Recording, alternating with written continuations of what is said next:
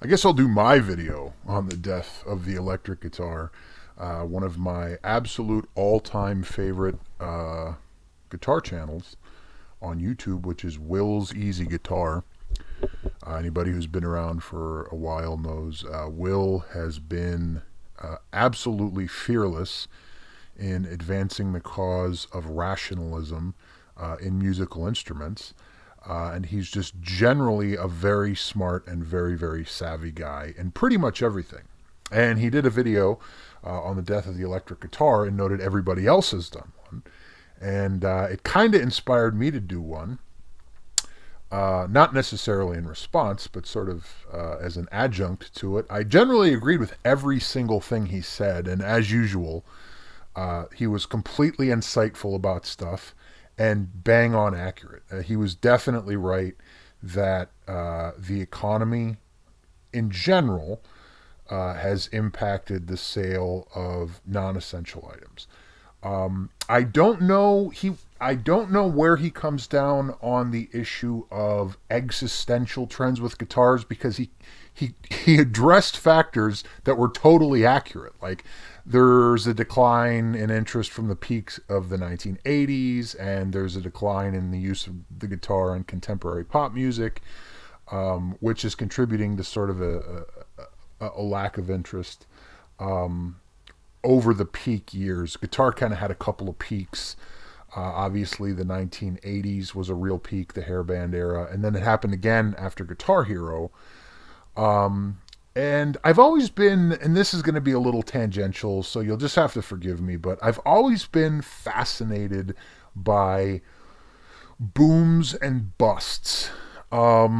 They've been such a huge part of my life. I'm a little bit younger than Will, not too much. But anybody who's, so I'll refer to it as our generation. Anybody who's kind of been in that generational pocket has seen some incredible booms and busts in a lot of things. For example, one boom and bust that was actually kind of recent was poker. Poker had a huge boom in 2003 after a guy named Moneymaker won the World Series of Poker. And everybody was buying poker tables, and then there was online poker, and then a series of events. And the thing is, whenever you talk booms and busts, everybody likes to talk about the needle that pricked the bubble, but it's usually a series of factors. It's very rarely one thing. But in the case of poker, the United States eventually came out with the opinion that online poker was illegal, and that really kind of precipitated a decline. And we can look back with some hindsight now and measure it. With World Series of Poker attendance, it kind of peaked out at a certain time, and then it's declined and gone up and down a little bit. It's now post boom. Obviously, there's been it's going to be it's going to sustain itself way bigger than the pre boom days. But I don't know if it's ever going to get back to the heights. We're seeing a boom right now in cryptocurrencies. Things like Ethereum and Bitcoin reaching these levels that are almost entirely driven by fear of missing out, as opposed to usage and adoption. And whether or not they correct, to what extent they correct, who knows. The real estate boom of the 2000s was just another one that was absolutely astonishing. And when that one really blew up in 2007, it created a pocket of opportunity from like 2008 till about 2012, when the correction really got in full swing. That was once in a lifetime if you were aggressively buying real estate. So watching that boom and bust cycle, obviously dot-coms, the dot-com stock boom of the 90s, when absurd companies with no credible value were selling for all this money. But that foretold of an actual change in our daily lives with the internet. Like, maybe drkoop.com wasn't worth anything, but Christ, man, up until very recently, you could buy shares of Amazon stock for well under $100. And everybody knew that. I mean, how could we have missed out on that? And realizing that everybody around you is spending all this money with this company, it was just going to become a part of our lives. So booms and busts are a big one. And I think the guitar has shared some patterns of that.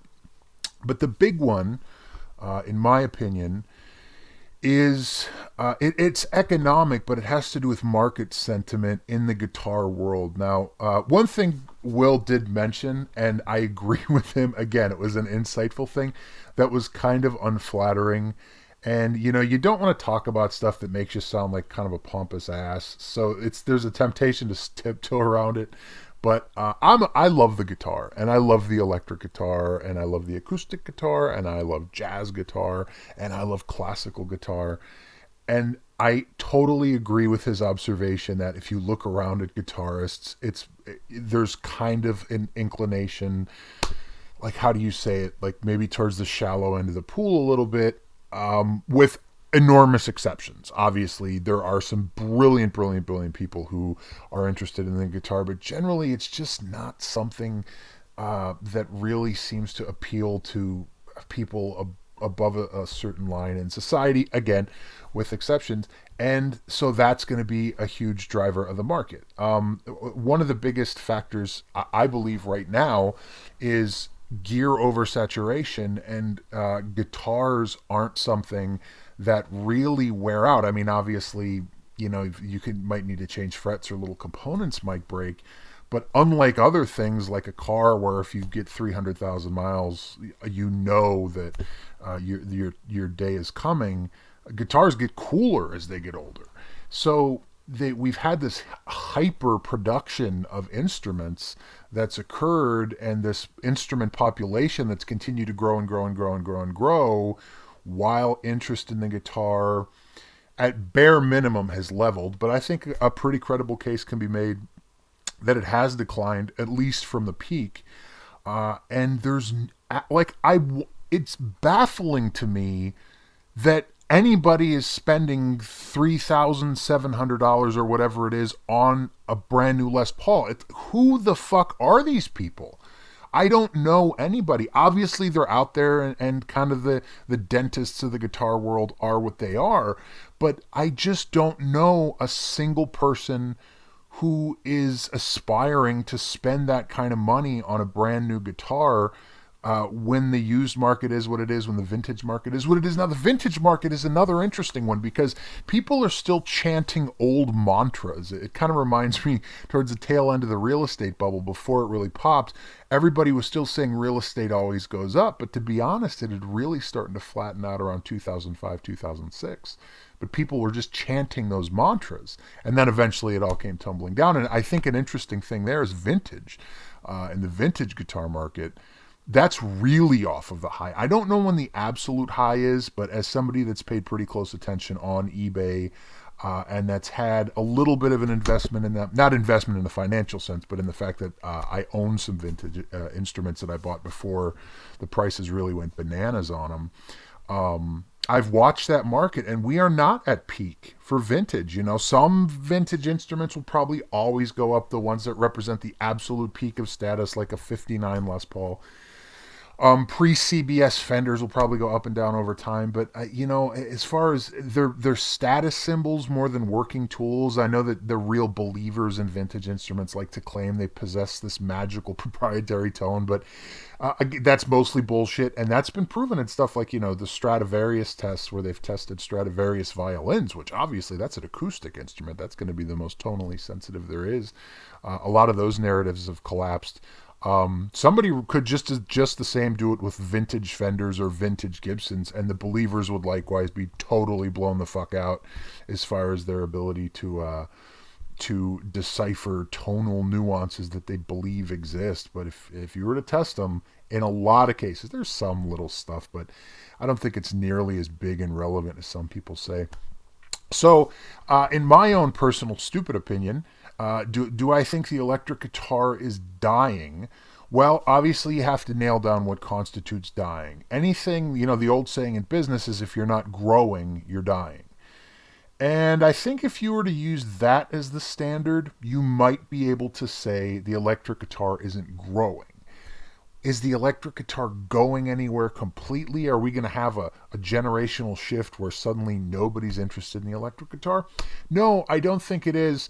I definitely don't think I'm going to see that in my lifetime, but there's some really interesting things happening with music and the creation of music as an art form in general. As impossible as this seems, there was a French guy that argued the idea of peak music in the 60s and 70s, that eventually we'd reach a point where there was just so much variety and so much out there and such little creative difference, meaningful creative difference, that after the production had been out long enough that there would just be peak music and there wouldn't be a ton of energy for people to consume it or create it. And I think we might, this is going to be kind of controversial, but I think a compelling case could be made for that. I remember in the late 90s and early 2000s when porn built the internet, and there was a gold rush with content creators. If you were making pornography, you could make a ton of money by putting it on the internet and getting subscription. And there was such energy behind that because I guess, hey, who doesn't want to be in the porn business? That when free content came around, it totally destroyed the monetization model just because you really didn't have to buy new stuff to get your porn fix. For the first time in history, old music has outsold new. No, I think that's reflective of the fact that new music is mostly insincere horseshit created by commercial entities. But I also think it's, and the quality of older stuff just in general is certainly a lot higher. But I think it might be reflective of the fact that music as a spontaneous cultural barometer is definitely not what it was in the 60s and 70s or even 80s anymore, and it might not be again. I mean, when I was a young guy, it was very common for everybody to have this, not everybody, but everybody in your social circle, half of them would have the new record from whoever. And that isn't the case anymore. People listen to music more as a background thing as opposed to a deep dive as a big cultural thing that it used to be years ago. So, in that regard, I think that is obviously going to play into the guitar and how many kids are inspired to pick it up. The guitar is like a lot of things because it's skill driven. And it requires a lot of dedication for a very little payoff. And does this next generation, who has just been hardwired since day one for instant gratification with things like digital entertainment, how many of them are going to have the temerity to really go through? I know what I went through as a young guy when I was learning the guitar. It was immense. We would get Guitar for the Practicing Musician and just absolutely obsess over the riff of the month forever, for that month until the next one came out. And how many kids are really going to do that? And to be honest, I ask myself, would I have done that if I had the games that are available? Because I remember when Nintendo came out, I still played guitar, but man, it cut into it. And that was not nearly as engaging as the internet or as the games of today. So I think, kind of in summation, I've gone a little long here. I'm pushing 14 minutes. But I obviously, as usual, Will was spot on the money. Do I think the electric guitar is dying? I think I might take a nuanced position on that, a little away from him. And say it might be by old standards. I don't think it's going to go anywhere completely anytime soon, but I think whatever decline we're seeing in the electric guitar and in interest is more related to broader cultural trends.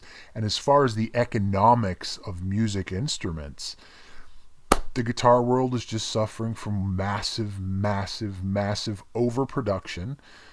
And the cost to produce instruments has just gone way, way down. I mean, I think the Tonewood Wars are never going to resolve itself, but I think the next phase, if I personally were to ever get really deeply involved in what else would I debunk in music that I find annoying, there's a lot of totally fucking irrational beliefs about tone in general. And if you've ever made guitars, you get, and I did as a hobby for a period of time, and I was pretty good at it. you realize what goes into a guitar and you confront the economics involved. And you realize that the Chinese guy who makes a guitar body on a CNC mill and can get you 97% of the way there for $30 versus you toiling away with a fucking router and chisels for days at a time, there's an economy there. And the fact that one costs more than the other, people like to try to say, well, it sounds different, but in a lot of cases, it just fucking doesn't. And a lot of guitars are more like, especially higher end guitars, are more like a Rolex watch than they are a race car. And what I mean by that is to say, nobody says a Rolex watch keeps better time than a Casio. It's actually the exact opposite.